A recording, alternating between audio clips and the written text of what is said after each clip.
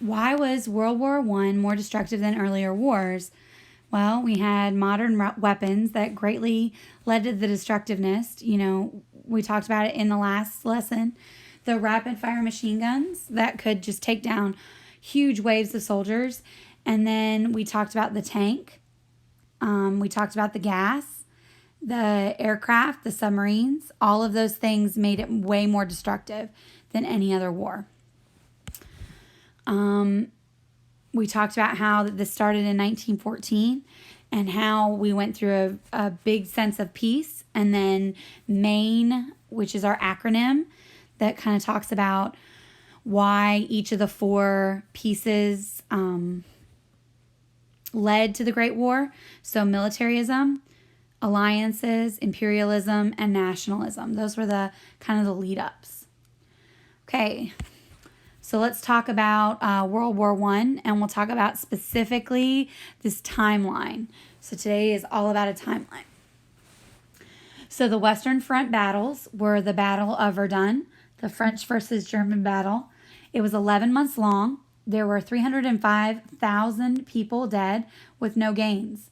And then the Battle of Somme, it was the English and the French versus the German, 1 million people dead. The English and the French gained 5 miles of land for 1 million lives. So it was a stalemate on both sides, and they dug in for the winner. They didn't know that the conflict would last this long and it would turn in this deadly stalemate. The deadlock, which neither side was able to defeat, the battle lines in France would remain almost unchanged for 4 years. So these were two of the big battles. But during that time, this was 4 years long. So trench warfare. In 1915, opposing armies on the Western Front had dug miles of parallel trenches to protect themselves from enemy fire. This set the stage for what became known as trench warfare. This type of warfare, soldiers fought each other from trenches, and armies traded huge losses of human life for pitifully small land gains. Life in trenches was pure misery. The men slept in mud, washed in mud, ate mud, dreamt mud, one soldier wrote. The trenches swarmed with rats. Fresh food was non-existent. Sleep was nearly impossible. The space between opposing trenches won the grim name No Man's Land because no one could go between them because as soon as you popped up, you would be mowed down. When officers ordered an attack, their men went over the top of the trenches into this bombed out landscape. There usually met murderous rounds of machine gun fire. Staying put, however, did not ensure anyone's safety either. Artillery fire brought death right into the trenches. The Western Front had become the terrain of death. It stretched almost 500 miles from the North Sea to the Swiss border. So the North Sea is obviously in the north, but it's up by Norway, and the Swiss border is further down near Germany-ish. Maybe we'll be able to see it on this next map. Okay, so if you look, you can see the North Sea is right there between England and Denmark. And then when we're talking about the Swiss border, so Switzerland is, I'm trying to zoom in. Switzerland is right in the middle here, between where this line is. You see this line between Germany and France and all this right in here. So you're going from the North Sea down here, and it's 500 miles of that. Okay, because remember, Switzerland is this yellow country that's that is neutral. I don't know why I couldn't come up with a word. All right, so Russia suffered huge losses, even though they had a huge population. Russia hadn't industrialized. So the Russian army was short on food, guns, ammunition, clothes, boots, and blankets. So Russia really, really hurt. So as war on the Western Front claimed thousands of lives, both sides were sending millions more men to the Eastern Front as well. This area was stretched the battlefield along the German-Russian border. So you see that red line that they're drawing down the side of Poland, Romania, the Ukraine area right there. Okay, so anyway, Russians and Serbs battled Germans and Austria-Hungary. The war in the east was a more mobile war than the one in the west, but stalemates were also common. So the trench warfare was more on the west side, whereas on the east side they were moving a little more. I don't know, which one would you rather be in? Would you rather be stuck or would you rather be moving around? So early fighting. At the beginning of the war, Russian forces had launched an attack on both Austria and Germany. By the end of August, Germany counterattacked and crushed the invading Russian army and drove it into full retreat. More than 30,000 Russian soldiers were killed. Russia did a little bit better against the Austrians.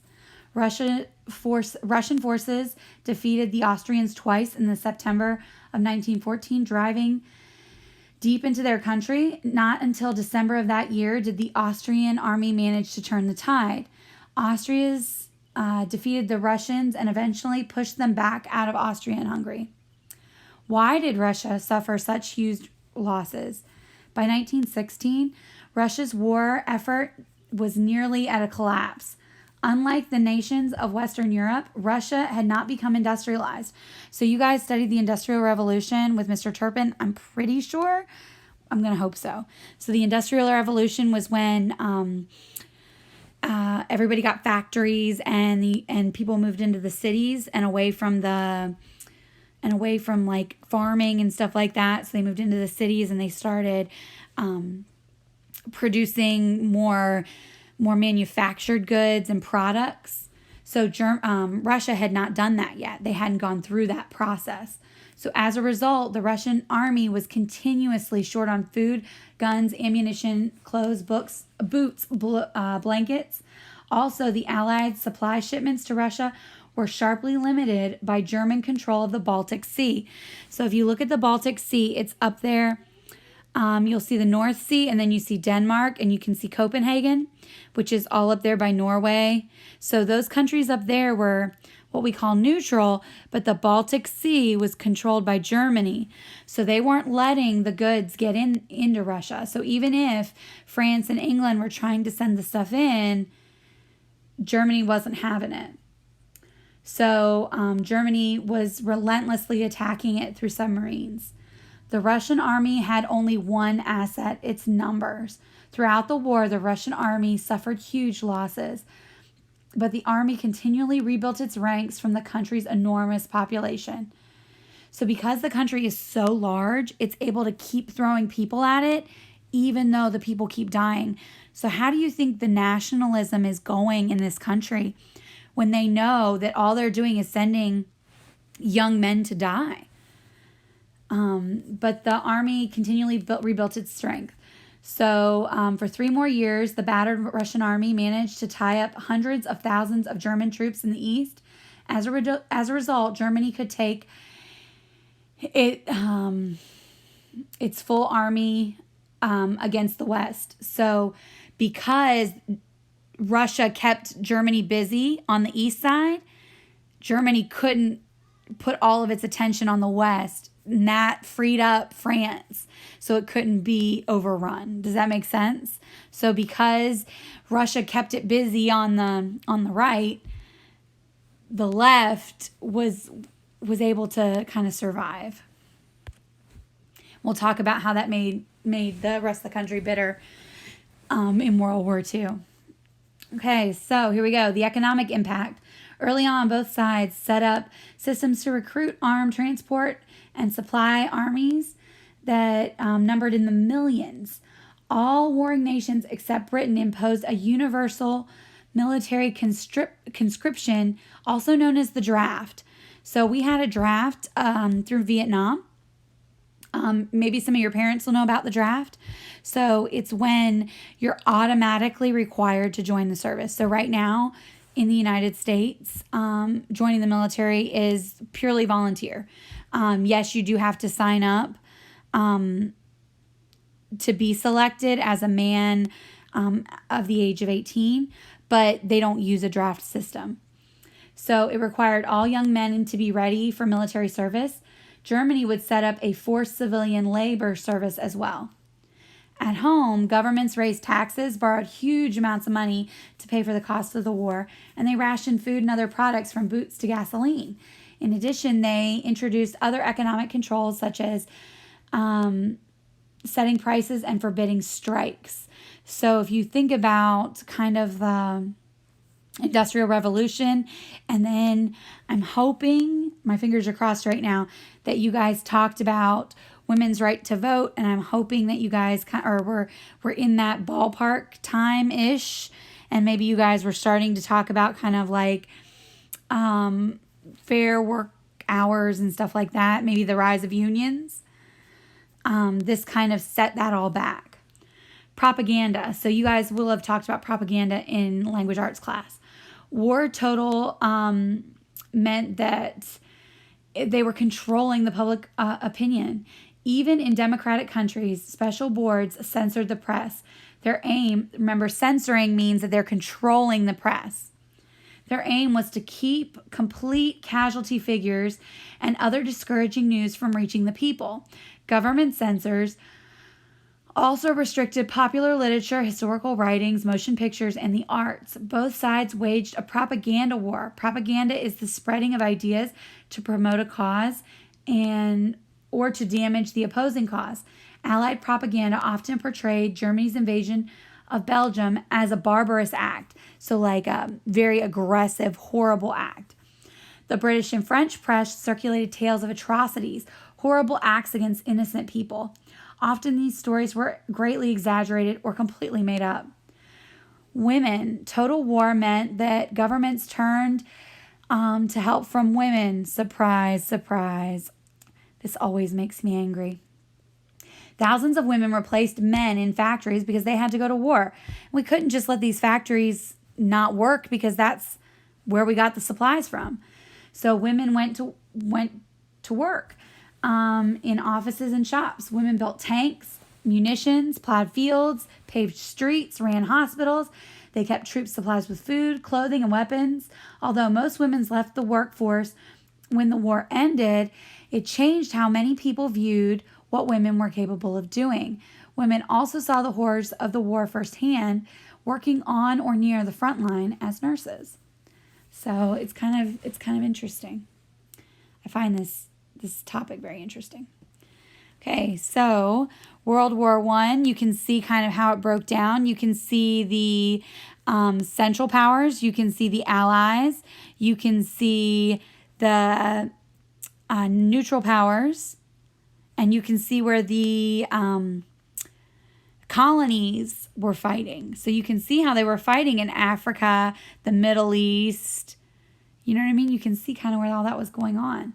Though most of the fighting took place in Europe, World War I had a global effect. Its effect was felt worldwide. The powers of Europe looked at their colonies for soldiers, workers, and supplies. In the Middle East, the Ottoman Empire joined the Central Powers. Japan allied to Britain and took German colonies in China and the islands of the Pacific. The United States would soon join the battle as well. So if you look, how many countries were not involved in the war? Only about 20. It's kind of shocking. So if you look at it, you can see that the revolution of Russia occurred at the same general time. Okay, so a revolution in Russia occurred. 3 years of war hit it really hard, and stories of incompetent generals and corruption destroyed public confidence. In March 1917, bread riots in St. Petersburg mushroomed into a revolution that brought down the Russian monarchy. At first, the Allies welcomed the overthrow of the Tsar. They hoped that Russia would institute a democratic government and become a strong ally. But later, when Vladimir Lenin came to power, he promised to pull Russian troops out of the war. Early in 1918, Lenin signed the Treaty of Breslaviks with Germany. The treaty ended Russians' participation in World War I. So if you look at it, Russia came out first. So that's important to know, and that's a difference between World War I and World War II. Okay. So in January 1917, the Germans announced that the submarines would sink without warning any ship found in the waters around Britain. This policy was called the Unrestricted Submarine Warfare. The Lusitania. The Germans had tried this policy before. On May 7th, 1915, a German submarine or U-boat had sunk a British passenger ship, the Lusitania, and the submersion only took 18 minutes and resulted in nearly 1,200 lives, in the loss of those lives, including approximately 100 children. The attack also lost 128 U.S. civilians. Germany claimed that the ship had been carrying ammunition. The United States and Britain denied it. This is important, y'all. Spoiler alert. In 2006, the dive team discovered that 15,000 rounds of ammunition were on that boat, and the Allies were lying. Okay, so they made it look like that the Americans and the British weren't carrying ammunition, but they were. The American public was outraged. President Woodrow Wilson sent a strong protest to Germany. After 2 further attacks, the Germans finally agreed to stop attacking neutral and passenger ships. But when Germans began getting desperate, they returned to that unrestricted submarine warfare in 1917, and they knew it might lead to war with the United States. They gambled their naval blockade, and because they wanted to starve out Britain, because they wanted to try and defeat them before the United States could mobilize. Ignoring the warnings of President Wilson, German U-boats sank 3 American ships. The Zimmerman telegram. In February 1917, another German action pushed the United States closer to war. Officials intercepted the telegram written by Germany's Foreign Secretary, Arthur Zimmerman, stating that Germany would help Mexico reconquer the land lost to the United States if Mexico would ally itself with Germany. The Zimmerman note was the last straw. A large part of the American population already favored the Allies. In particular, America felt a strong bond with England. The two nations shared a common ancestry and language, as well as a similar democratic institution and legal system. More important, America's economic ties with the Allies was far stronger than that with the Central Powers. On April 2nd, 1917, President Wilson asked Congress to declare war on Germany, and the United States entered the war on the side of the Allies. So this telegram, along with the unrestricted act of, with the submarine usage, bam, now the United States is in it. And here we have a timeline of the war. So you can see all the events. And you're going to use this timeline along with everything else that I've talked about today to answer the questions in Canvas. Remember, you can ask me, Miss Chase, or Miss King any questions that you might have, and we'll be glad to help you. Hope you have a great rest of your day. Bye.